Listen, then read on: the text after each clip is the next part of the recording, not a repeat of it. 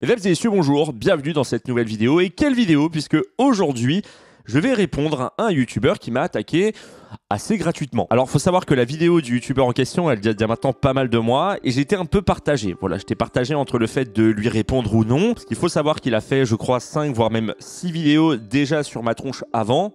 Ce qu'on peut dire, c'est que je pense qu'il a besoin d'attention de ma part. Sauf que, au début, ce que je faisais, c'est que je regardais ses vidéos en live. Voilà, pour ceux qui ne savent pas, j'ai une chaîne Twitch. N'hésitez pas à aller la suivre, je vous mets le lien en description. Et le but, c'était un petit peu de regarder ce qu'il avait à dire. Et bon, le problème que j'avais avec ces vidéos, c'est que je voyais pas trop comment répondre à ça, donc je suis passé à autre chose. Et il y a pas si longtemps, il y a quelques mois, il a sorti une autre vidéo qui s'intitule « J'atomise Sir Gibzy », le leader prize de la critique YouTube. Bon, déjà, ce qu'on peut dire, c'est que ça donne envie de regarder. Et du coup, lors de la sortie justement de sa vidéo, j'ai voulu répondre, voilà, sur ma seconde chaîne. Sauf que le temps est passé, un petit peu la flemme, etc. Et je suis rapidement passé à autre chose. Et en fait, il y a quelques mois, je me suis posé, je me suis dit, il y a peut-être possibilité de prendre quelques passages de sa vidéo pour directement vous parler à vous. C'est-à-dire, j'utilise sa vidéo comme support et ça me permet de faire une mise au point sur ce qu'est devenu Sir Gibzy aujourd'hui par rapport à il y a quelques années. Faut pas oublier que ça fait plus de 10 ans maintenant que je suis sur YouTube, j'ai pas mal changé mon contenu, je l'ai pas mal fait évoluer et peut-être que certains se posent la question du pourquoi mon contenu a évolué, pourquoi également, je sais pas, je suis moins énervé qu'avant, bref. Dites-vous que le but principal de cette vidéo, c'est de vous parler en toute transparence. Voilà. Alors, juste avant de lancer la vidéo, laissez-moi vous balancer 3 disclaimers. Tout d'abord, je vous demande absolument pas de me croire dans ce que je vais dire. Voilà, je vous oblige absolument à rien. Moi, je vais faire preuve de transparence. Voilà, libre à vous de me croire ou non. Deuxièmement, je vous invite absolument pas à aller voir sa vidéo pour aller l'insulter dans l'espace commentaire, parce que c'est ce qu'il recherche, après tout. Si vous avez des choses à dire sur cette personne, écrivez-le dans mon espace commentaire. Voilà. Et dernier disclaimer, juste après, je vais vous présenter une page de publicité, et si vous souhaitez soutenir encore plus la chaîne, je vais avoir besoin de vous. Alors, je vous invite à pas la passer, voilà. Je vous présente la sponsor du jour, et ensuite, on peut passer à l'analyse de la vidéo. Je remercie Dice Dreams qui sponsorise cette vidéo. Alors, Dice Dreams, c'est un jeu de plateau gratuit sur mobile. Le concept, il est simple, vous tirez des dés et selon votre chance, vous gagnerez des pièces ou des lancers pour améliorer votre royaume. Plus vous améliorez votre royaume et plus vous avancerez dans le jeu en découvrant des royaumes de plus en plus prestigieux. Ils m'ont contacté il y a un peu plus d'1 mois pour travailler avec eux, donc je l'ai testé et croyez-moi quand je vous dis que il n'y a pas un seul jour où je n'y ai pas joué. Au moment où je vous parle, je suis au royaume 40 et ce que j'aime avec ce type de jeu, c'est le fait qu'il y a toujours des défis et des récompenses journalières qui te permettent de jouer un peu tous les jours. Et ce qui est cool, c'est qu'au-delà de juste améliorer ton royaume, il y a aussi des combats contre d'autres joueurs qui te permettront de récolter encore plus de pièces. Que ce soit en allant attaquer leur royaume ou tout simplement en jouant au jeu et en réalisant des objectifs. Vous pouvez également créer votre équipe et c'est d'ailleurs ce que j'ai fait. Moi, c'est la team Sir Gibzy. N'hésitez pas à la rejoindre. Dès le niveau 1, vous pourrez rentrer et juste pour vous dire, il y a maximum 50 places. Donc forcément, ce sont les premiers arrivés qui pourront intégrer l'équipe. Mais n'hésitez pas à cliquer sur le lien que je vous mets en description, télécharger le jeu et le lancer. Sachez que la marque me rémunère pour chaque téléchargement plus lancement du jeu. Donc voilà, si vous voulez soutenir la chaîne autre que juste en mettant un like, n'hésitez pas. En tout cas, merci infiniment à toutes celles et ceux qui le feront.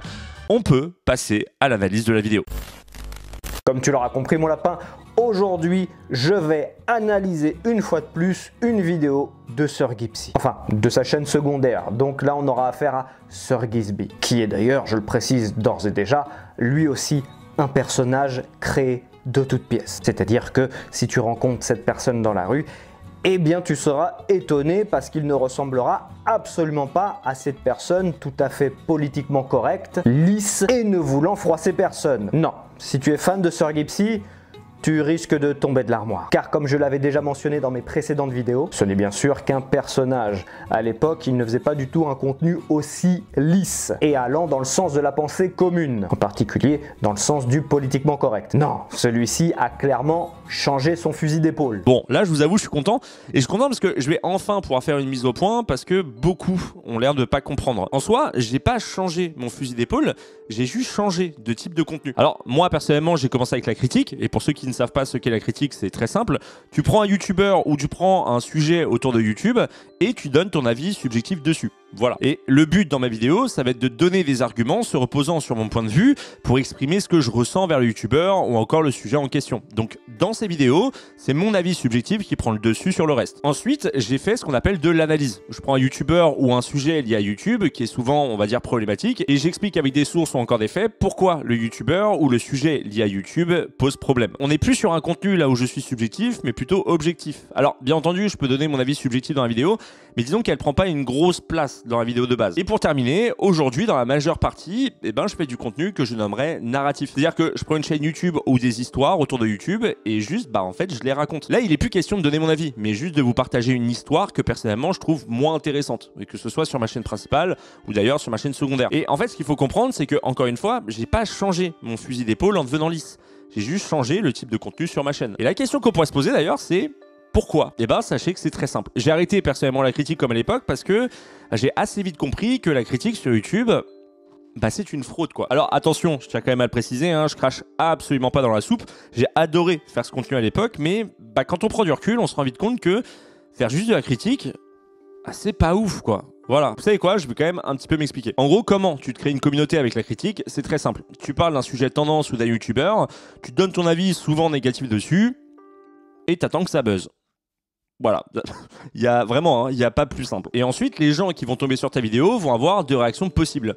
Soit ils valident ce que tu dis et ils s'abonnent, soit ils valident pas ce que tu dis et ils s'abonnent pas. Mais maintenant, la question qu'il faut se poser, c'est pourquoi les gens s'abonnent? Bah, sachez qu'ils s'abonnent pas parce que tu as des arguments super solides sur la personne ou le sujet que tu critiques. Ils s'abonnent pas non plus parce que ça a permis de remettre en question leur pensée. Non, la majorité s'abonne parce que tu valides leurs pensées. Donc du coup, il suffit juste d'enfoncer une porte déjà ouverte et tu vas gagner des abonnés. Et en vrai, il n'y a même pas besoin d'écriture. Tu mets juste un bon titre où tu montres que tu vas atomiser la personne hein, et ça suffit. Les gens s'abonnent. Vous savez quoi? Laissez-moi rapidement vous donner un exemple. Imaginons demain, je fais une vidéo sur Norman. Bah, en vrai, j'ai juste à l'insulter gratuitement et quoi qu'il arrive, les gens s'abonneront. Et il n'y a même pas besoin de donner des arguments ou même des sources. On s'en fiche parce que ceux qui s'abonneront, ce seront juste ceux qui pensent pareil. Et c'est pourquoi, principalement, j'ai arrêté la critique parce que tu peux pas t'épanouir avec un contenu au final aussi peu constructif. Il fallait personnellement que j'évolue et c'est d'ailleurs pour ça que j'ai commencé à faire de l'analyse de vidéos. Je voulais être un peu plus fier du travail que je faisais. Et si aujourd'hui j'ai terminé avec un contenu un peu plus narratif, ça s'est juste fait naturellement. En gros, j'étais en train de regarder une chaîne YouTube qui s'appelle SunnyV2 et en fait en regardant ce contenu où je me suis rendu compte qu'il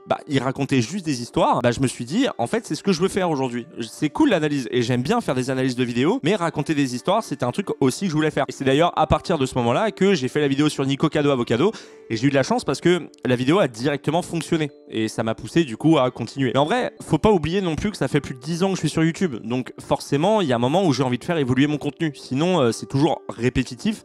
Et on le sait tous, hein, si tu fais un contenu qui est tout le temps répétitif, il y a un moment où tu te lasses et juste t'arrêtes de créer du contenu. C'est pourquoi je pense que la chaîne a perduré dans le temps. Et d'ailleurs, il y a pas mal de gens, notamment peut-être certains qui regardent cette vidéo, qui ont arrêté de me regarder à un moment où ils trouvaient que j'étais trop énervé et qui ont finalement retrouvé ma chaîne il y a quelques mois, voire il y a quelques semaines, et qui du coup se sont mis à re-regarder mon contenu parce que aujourd'hui, je suis plus aussi énervé qu'avant quoi. Par contre, en effet, ce que vous pouvez voir, c'est qu'aujourd'hui dans mes vidéos, je donne plus trop mon avis. Mais faut savoir que ça, c'est une volonté qui est personnelle. En fait, je me suis rendu compte aujourd'hui que quand tu donnes ton avis, principalement d'ailleurs sur les réseaux sociaux, en fait, ça sert absolument à rien. C'est juste perdre de l'énergie. Il n'y a jamais réellement de débat. C'est juste la personne va donner son avis, l'autre va donner le sien. Ça va créer une sorte de conflit faux débat et puis ça va finir avec des insultes, avec des blocages à droite à gauche. En fait, c'est juste une perte d'énergie et de temps. J'ai donc appris personnellement, petit à petit, à arrêter de donner mon avis, que ce soit sur les réseaux ou même sur YouTube.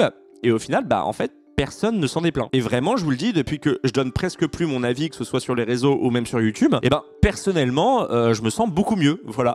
Et au final, en voyant les commentaires, en voyant les statistiques, etc., je me dis juste que j'ai bien fait, en fait. Je vous invite, pour ceux qui regardent cette vidéo, n'entrez plus dans des débats, ça sert à rien sur les réseaux. Entrez dans des débats avec des gens que vous connaissez, mais sur les réseaux, c'est purement inutile, quoi. Enfin bref, maintenant que vous savez tout, on peut continuer la vidéo. Sachant que sa chaîne ne fonctionnait pas, il a analysé un petit peu ce qui marchait sur YouTube, en particulier concernant les personnalités des youtubeurs. Quelle personnalité fonctionne le mieux? Et le résultat fut sans appel. Ce n'est clairement pas une personnalité comme la mienne qui va te faire percer sur YouTube. C'est-à-dire assez direct et franc du collier. Non, les gens n'aiment pas ça de manière générale. Les gens sont plutôt à la recherche de personnes très lisses, très souriantes, un peu... ouais, il faut le dire, un peu benet. Alors, selon lui, là, ce qu'il est en train d'expliquer, c'est que je serais devenu lisse parce que, à la base, mon contenu ne marchait pas. Sauf qu'en fait... c'est totalement faux. Quand vous regardez mon contenu à l'époque, quand je faisais principalement de la critique, ça marchait plutôt bien. Je faisais 100 000 voire 200 000 vues et même des fois quand, quand je traitais les plus gros youtubeurs, on était aux alentours des 300 000 vues par vidéo, ce qui était quand même énorme, je le rappelle, pour une chaîne qui avait moins de 100 000 abonnés. Et en fait, il y a juste un moment où j'ai commencé un petit peu en avoir marre de la critique et j'ai voulu aller dans le sens de l'analyse de vidéos, que je trouvais un petit peu plus intéressant. Mais il faut bien noter que le moment où ma chaîne a commencé à redescendre, c'était le moment où j'ai commencé aussi à me calmer. Déjà au niveau de mon comportement, mais également au niveau du contenu. Je faisais beaucoup plus de l'analyse de vidéos ou de l'analyse d'actualité plutôt qu'une critique basique. Et même à l'époque où ça commençait à redescendre niveau des vues, etc., bah mine de rien, je faisais, je crois, entre 50 000 et 200 000 vues par vidéo. Et il faut quand même noter qu'à cette époque-là, j'avais environ 140 000, 150 000 abonnés. D'ailleurs, j'ai gardé environ 150 000 abonnés pendant 2 ans. J'ai stagné durant toute cette période-là. Pourquoi? Parce que comme les gens voyaient que je commençais un petit peu à me calmer, à être un peu moins énervé, il y en avait plein qui étaient pas du tout contents de ça. Et donc du coup, ils se sont désabonnés. Mais de l'autre côté, des personnes qui étaient un petit peu plus ouvertes, ceux qui étaient un peu moins dans le délire critique, mais plutôt dans le délire analyse, ont commencé à s'abonner. Ça fait que tous les jours, je perdais, je gagnais des abonnés. Bref, c'était... je vais pas vous le cacher, une période assez difficile de ma vie, c'est toujours dur quand une chaîne stagne, mais ça n'empêche pas le fait qu'elle a toujours plus ou moins fonctionné. Donc non, je suis pas devenu lisse parce que mon contenu ne marchait pas. Je suis devenu lisse parce qu'à partir de 2017, je me suis rendu compte d'un truc. Je me suis rendu compte que peu importe les vidéos que je faisais sur les youtubeurs, ça changeait absolument rien du tout. Les youtubeurs continuaient de faire ces vidéos et continuaient d'exploser en vues. Alors du coup, j'ai réfléchi et je me suis dit, peut-être que de gueuler sur le youtubeur en lui expliquant qu'il fait du contenu de merde, ça peut le braquer quoi. Un petit peu. Donc du coup, je me suis dit, si j'arrivais à avoir un avis peut-être un peu plus constructif, et surtout en montrant du respect envers la personne que je critique ou que j'analyse, peut-être qu'il respectera plus mon avis et prendra plus facilement en compte ce que j'ai à dire. Parce que en effet, faire des vues, c'est bien, c'est toujours bien, on veut toujours un petit peu de buzz, mais n'oublions pas que l'objectif principal quand on fait ce type de vidéo, c'est que le youtubeur comprenne là on veut en venir quand on parle de lui. Et en faisant un contenu un peu dans ce style-là, il y a beaucoup plus de chances que le youtubeur nous écoute. Et en fait, si les gens cherchent quelqu'un de lisse, excusez-moi, comme lui il dit, quelqu'un de benet, c'est principalement parce que si les gens vont sur YouTube pour se divertir. Et je pense qu'ils préfèrent avoir quelqu'un qui parle de manière simple, de manière calme, qui montre qu'il n'est pas énervé quand il parle, plutôt qu'un mec qui a l'air d'être assez frustré quand il parle et qui est juste là pour enchaîner un youtubeur pendant 10 minutes. D'ailleurs, c'est drôle, mais je croyais qu'à l'époque, si j'arrêtais mon côté, vous savez, un peu méchant et violent, les gens arrêteraient de regarder. Sauf qu'en fait, j'avais complètement faux. Mais il faut bien comprendre que toutes ces personnes jouent un rôle. D'ailleurs, petit à petit, les masques commencent à tomber. L'affaire Norman déjà. Ou encore Thibaut InShape, il y a eu plusieurs polémiques à son sujet. Ou sinon, pour en revenir au sujet,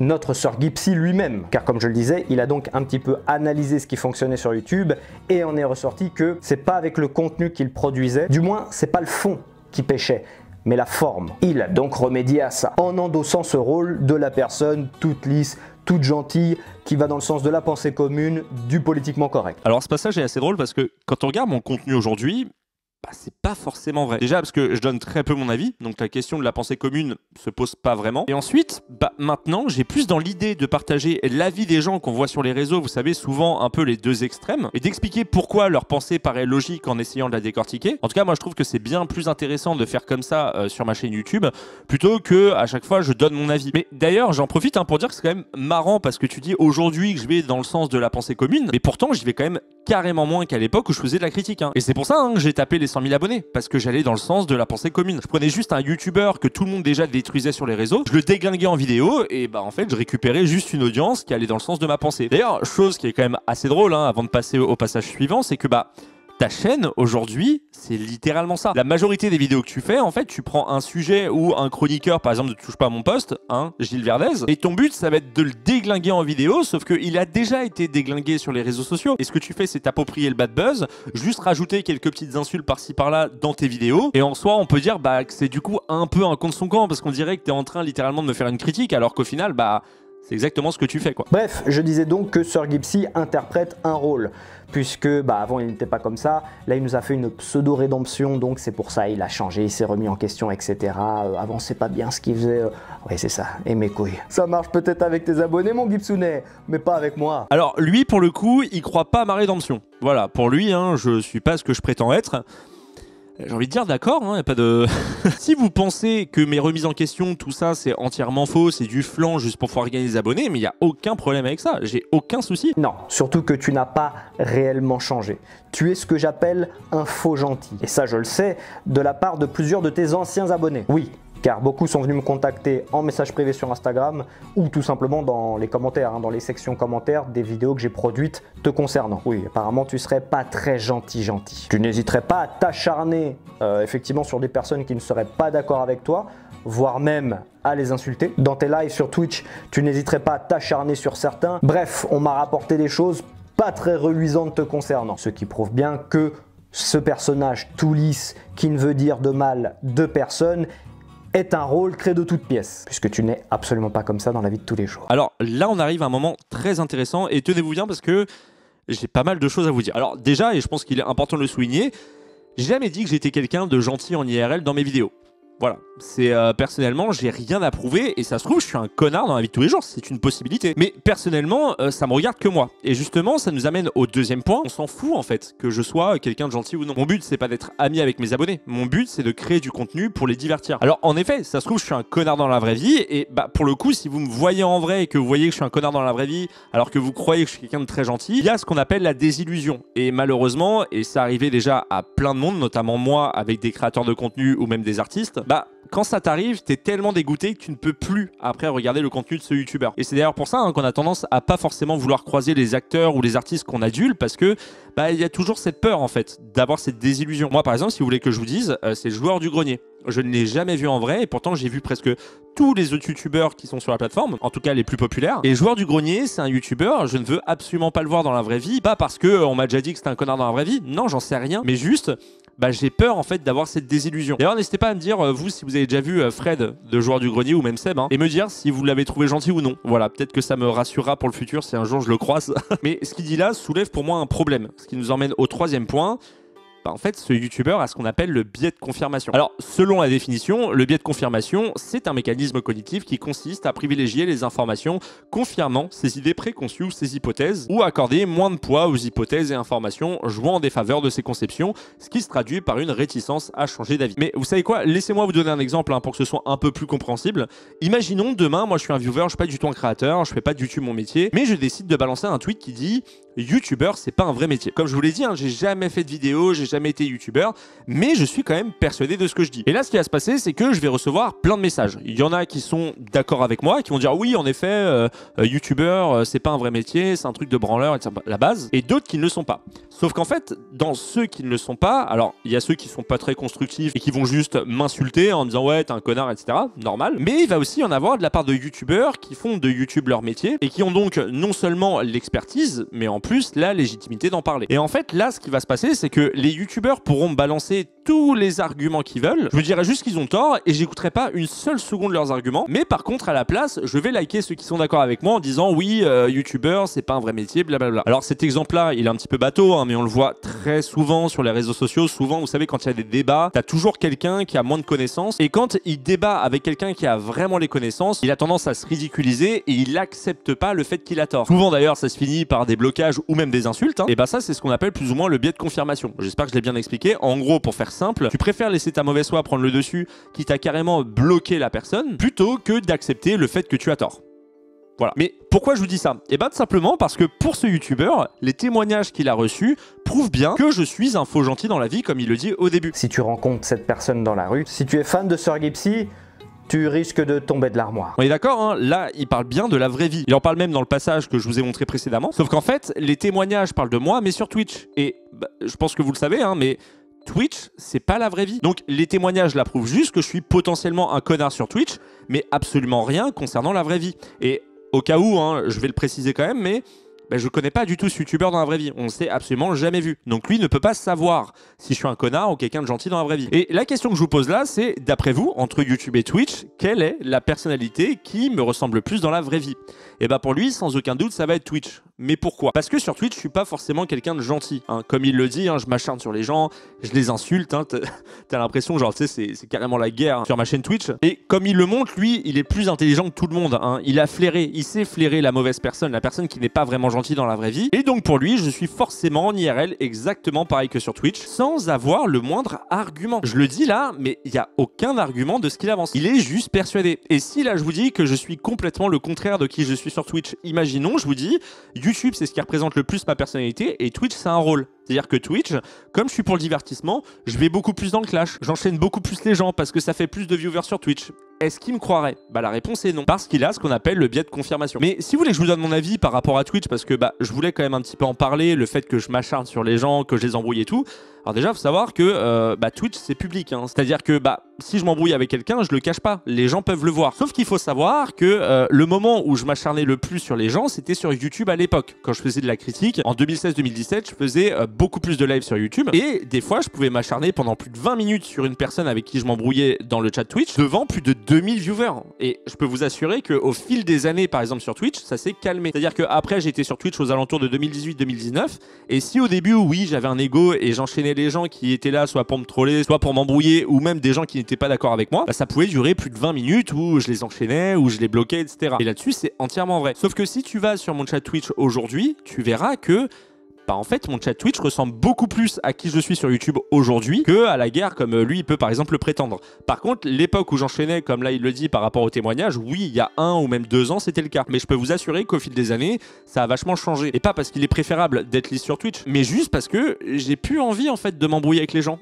Quand je vais sur Twitch, j'ai envie de prendre du plaisir moi aussi à streamer. Et comment tu veux prendre du plaisir quand t'enchaînes des gens, quand tu t'embrouilles avec eux, quand ça part tout le temps en bannissement? Ça vaut pas le coup en fait. C'est pas amusant. Et il y a un moment où je me suis posé, je me suis rendu compte de ça, que je m'amusais même plus à streamer. Donc c'est comme ça que je me suis calmé petit à petit, mais bien entendu, comme le stream c'est du direct, il y a des moments où ça peut partir un petit peu en couille, souvent en plus quand les débats sont un peu houleux, tout ça. Mais si tu viens aujourd'hui, tu le verras, hein. Tu verras que je suis beaucoup plus détendu qu'à l'époque. Voilà. Demain, vous allez sur internet et que vous vous rendez compte que vos symptômes se rapprochent de la dépression, il faut aller consulter un spécialiste. Merci Gibbs.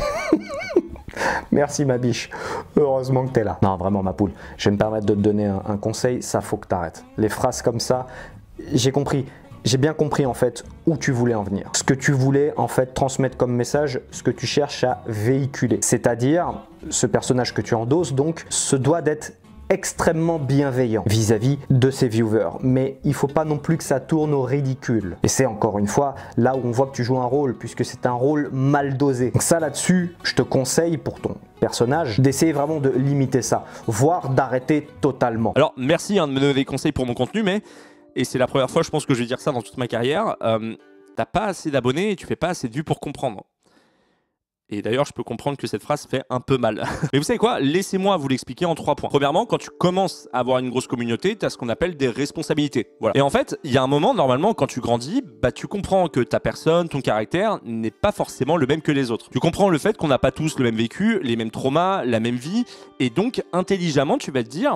En fait, ceux qui regardent mes vidéos sont tous différents. Et à partir de ce moment-là, du coup, tu comprends que n'importe quelle phrase peut être mal prise si elle est mal écrite. Et que donc, bah, c'est là où on arrive à la partie difficile de notre métier. Il faut, quand tu écris, que tu prennes en compte que n'importe qui peut regarder ton contenu. Alors, si tu veux pousser les gens à polémiquer sur tes vidéos, après, c'est ton droit. Dans ce cas, tu dis, ouais, moi, personnellement, je parle comme je veux, et si les gens comprennent pas, c'est qu'ils sont trop cons. Mais personnellement, moi, j'ai choisi l'option où j'adapte mon discours pour qu'il soit compris de tous. Donc, je vais faire des disclaimers quand je pense que certaines parties de mes vidéos peuvent être mal comprises.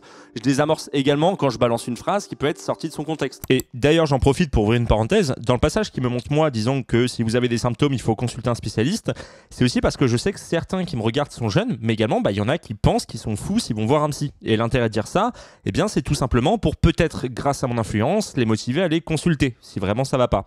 Et si en prenant juste 10 secondes, j'arrive à faire éveiller quelques consciences, bah, au final, c'est une bonne chose. En fait, je construis ma vidéo pour que n'importe qui clique sur ma vidéo puisse prendre du plaisir à la regarder. Donc en effet, toi, tu y vois de la bienveillance et donc un truc un peu gênant, mais c'est ta pensée en fait ça, et c'est pas forcément la mienne. Ensuite, deuxième point, qui se rapproche d'ailleurs un peu du premier, eh ben, tout est analysé dans ta vidéo quand tu es populaire et chaque phrase peut donner lieu à un scandale. Et perso, bah, c'est quelque chose que j'ai appris dans la restauration, mais quand B ne comprend pas le discours de A, c'est à A d'adapter son discours pour que B comprenne. Quand tu donnes par exemple ton avis et que tu fais comprendre au viewer que tu as raison quoi qu'il arrive et que s'il n'est pas d'accord avec toi, bah, c'est parce qu'il est trop con, bah forcément ton discours il va pas le tolérer puisque tu montres toi-même que tu ne fais pas preuve de tolérance dans ton discours. Et d'ailleurs, tout comme le respect, si tu demandes du respect à quelqu'un que tu ne respectes pas toi-même, bah tu t'en doutes en fait, ça va droit dans le mur. Et on arrive au troisième point, et d'ailleurs c'est mon préféré parce que pour le coup il te concerne, être lisse, tu finis toujours par le devenir. Là, tu as 6000 abonnés. Tu t'en fous parce que t'as pas assez de responsabilité. Tu n'as pas de crainte, tu fais pas assez de vues pour ça. Mais tu verras que si un jour tu commences à faire de plus en plus de vues et que tu commences à te manger des shitstorms à cause de ce que tu peux dire, bah tu vas commencer à te demander...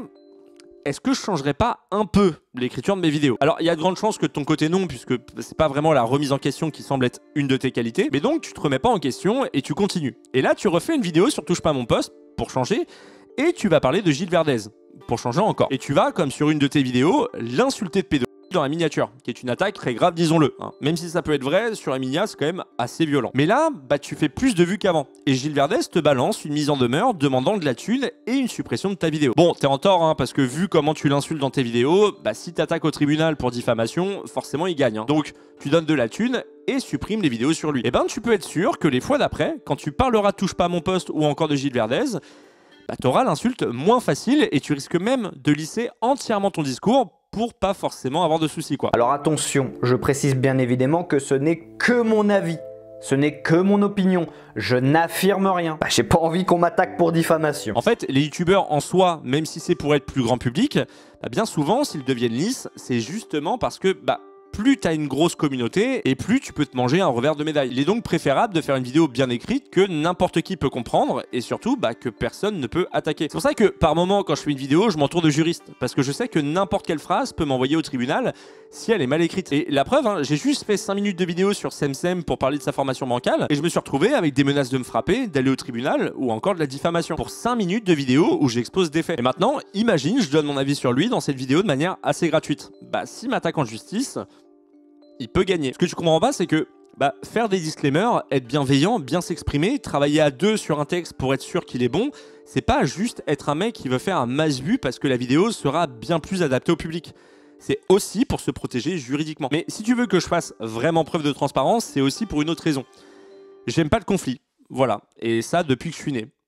Et en fait, quand en 2016 je m'embrouillais avec les gens, ça me foutait en PLS dans la vraie vie. En fait, je me faisais juste du mal. Et au final, si vous voulez vraiment savoir, le contenu que je fais aujourd'hui, c'est littéralement le contenu qui me ressemble le plus. Tranquille, dans mon coin, à juste faire des vidéos où je raconte des histoires et je suis trop content parce que il m'a fallu des années pour trouver le contenu qui me correspond vraiment. Et je l'ai enfin trouvé. Ce côté lisse, tranquille, c'est comme ça que je suis dans la vraie vie. Et donc pour conclure dans tout ça, en fait, le contenu que je produisais à l'époque, c'était le contenu qui s'éloignait le plus de qui j'étais dans la vie de tous les jours. Voilà. C'est marrant parce que Captain, lui, il pense l'inverse.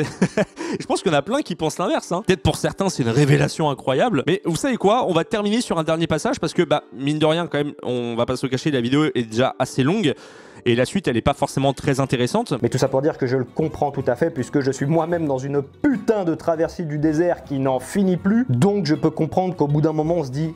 Merde. Je veux moi aussi ma part du gâteau, lui ça doit au moins faire une décennie qu'il est sur YouTube, il y en a marre, écoute, si c'est ça qui marche, si c'est ça qu'ils veulent, je vais leur donner. Mais au bout d'un moment, travailler pour que ça ne rapporte rien, j'en ai ras le cul. Bon, sauf que moi c'est vrai que je marche un petit peu à l'inverse. J'étais beaucoup plus lisse à l'époque, et moi plus ça avance, pire c'est. Ouais, moi j'ai complètement lâché les chevaux, hein. J'ai dit allez vous faire enculer, je suis comme je suis, vous m'aimez pas, et vous abonnez pas, qu'est-ce que vous voulez que je vous dise. Mais, on n'est pas à l'abri qu'un jour je dise, bon, écoutez les mecs, ça fait 15 ans que je suis sur YouTube, je veux ma part du gâteau, ok, je vends mon cul. On va terminer avec le témoignage d'un ancien abonné qui est, pour le coup, assez cocasse. J'étais pendant presque 2 ans abonné à Sir Gibzy. Je me suis désabonné il y a presque 3 mois, j'ai vu son contenu évoluer.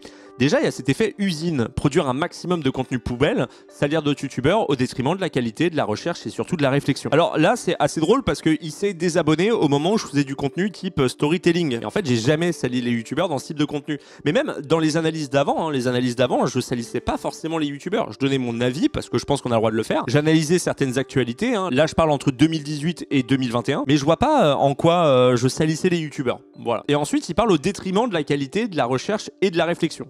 Et je vais pas vous le cacher, ça pique un peu. Venir dire qu'aujourd'hui mes vidéos sont pires qu'avant, c'est que pour moi quand même on a un sacré problème. Hein. J'ai jamais autant bossé sur mes vidéos, j'ai jamais fait autant de recherches, mes vidéos n'ont jamais été aussi longues. Surtout que bon, petit spoiler, hein, à la fin de son message, il félicite le contenu du youtubeur qui me critique là, qui n'a fait aucune recherche sur moi, qui étale un avis, on peut le dire, peu constructif, et surtout qui balance des choses sur moi sans savoir si c'est vrai ou non. Hein.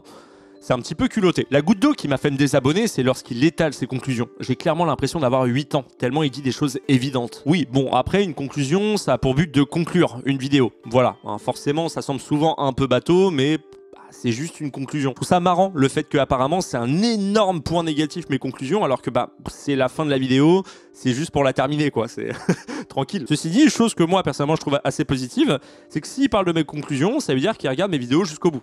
Voilà. C'est déjà ça. Tes analyses sur lui. Ah oui, parce que pour lui, le youtubeur qui a fait cette vidéo sur moi là, a fait une analyse de mon contenu. Voilà, en vrai, ça me conforte sur son esprit critique. Tes analyses sur lui me réconfortent de l'avis que j'avais sur lui. Est-ce que vous vous rappelez quand je vous ai dit que le rôle d'un critique YouTube, c'est juste de valider la pensée de l'abonné sans avoir besoin d'y apporter de la réflexion? eh ben il en est l'exemple parfait. Voilà. Je me sens presque même honteux d'avoir été abonné à lui. Alors, je sais pas si vous vous rendez compte quand même, mais le mec m'a suivi pendant plus de 2 ans et maintenant, il en aurait carrément honte parce que je raconte des histoires et mes conclusions sont bateaux. C'est fou quand même quand on y pense. Honteux. Alors le mot honteux est lâché encore en mode oui, je me rends compte maintenant que son contenu est un peu plus nul et je suis content de m'être désabonné, peut-être. Mais honteux carrément. Moi personnellement, je trouve ça quand même assez violent. Quoi qu'il en soit, il est évident qu'il ne veut pas parler de toi ou débattre avec toi, car il sait qu'il va y perdre des plumes et cela va entacher sa réputation qu'il redore de manière artificielle. Merci pour tes analyses. Tu es fantastiquement fantastique. Alors personnellement, c'est le moment que je trouve le plus drôle de son message. Hein. Déjà, question, débattre sur quoi? Peut-être sur mon contenu, voilà. Imaginez juste, je suis à un débat avec ce mec-là, il me dit « Oh là là, j'aime pas ton contenu parce qu'il est nul ». Je vais répondre « D'accord, c'est pas grave en fait ». Ce que les gens ne comprennent pas, c'est qu'il n'y a pas besoin d'avoir un débat sur le fait que tu n'aimes pas un contenu. C'est pas grave, t'es juste soit pas la cible, soit tu n'aimes pas ce style d'écriture ou cette direction artistique. Et c'est pas grave, c'est normal. Il y a plein de contenus que je n'aime pas sur YouTube, mais j'ai appris au fur et à mesure du temps à juste me dire, je suis pas la cible. Et ça, c'est vraiment le truc que je vous conseille de faire. Si vous voulez perdre en frustration, arrêtez de vous occuper du contenu que vous n'aimez pas, mais plutôt concentrez-vous sur le contenu que vous aimez. Et le pire, c'est qu'après, il dit, il va y perdre des plumes, et cela va entacher sa réputation. Mais comment tu peux entacher ma réputation quand c'est juste un contenu que tu n'aimes pas? J'ai pas arnaqué les gens, je fais juste des vidéos. Mais en vrai, je suis très heureux de voir que ce genre de personnes soient des abonnés de ma chaîne, parce que on le voit, en fait, ça sent énormément de seum, ça sent de la frustration, alors qu'il n'y a pas de raison d'être frustré par rapport au contenu de quelqu'un. Si vous n'aimez pas, vous ne regardez pas. Donc si j'ai un message à passer à la personne, justement, qui a écrit ce message-là, tu n'aimes pas mon contenu, il n'y a aucun souci, je t'en veux pas. Pars, tu peux partir. On dirait certains, genre, ils sont menacés, tu sais, genre, ils n'ont pas le droit de quitter une chaîne YouTube, sinon il va y avoir des répercussions, tu sais. Pour conclure, faut savoir qu'aujourd'hui, j'ai vachement évolué. À l'époque, on se moquait beaucoup de moi par rapport à mes remises en question, etc. Genre, oh, trop MDR, Sir Gibbsy se remet en question. Mais en fait, le fait d'avoir fait autant de remises en question sur moi-même ou même par rapport à mon contenu, ça m'a permis d'en être là où j'en suis aujourd'hui. Aujourd'hui, je fais un contenu que j'aime vraiment beaucoup, je fais un contenu que les gens aiment beaucoup et je suis content parce que ça veut dire que ça porte ses fruits. Il m'a fallu énormément d'années pour essayer d'évoluer, pour faire comprendre aussi aux gens que je changeais de type de contenu, que je changeais aussi dans ma personnalité parce que en 10 ans, il s'en passe des choses. Je suis passé par beaucoup de phases de frustration, d'énervement et aujourd'hui, si je suis quelqu'un d'aussi calme, si je suis quelqu'un d'aussi posé, c'est aussi parce que je suis heureux dans ma vie. En fait, aujourd'hui, je fais mon contenu dans mon coin, j'emmerde personne. Personne m'emmerde. En plus, aujourd'hui, je travaille avec mon frère, donc ça me permet de prendre encore plus de recul sur mon contenu, etc. Donc, non, franchement, je vous le dis juste, si aujourd'hui, je suis aussi bien dans mes vidéos YouTube, si je parais aussi bienveillant, et oui, j'ai fait cette tête-là parce que pour lui, bienveillance, c'est quelque chose de négatif, c'est aussi parce que je me rends compte de la responsabilité que j'ai quand je poste des vidéos. En fait, je veux pas que les gens se sentent mal quand ils regardent mes vidéos, je veux pas que les gens soient frustrés ou autre. Et bien, pour en arriver à là, il faut juste savoir bien écrire ses vidéos.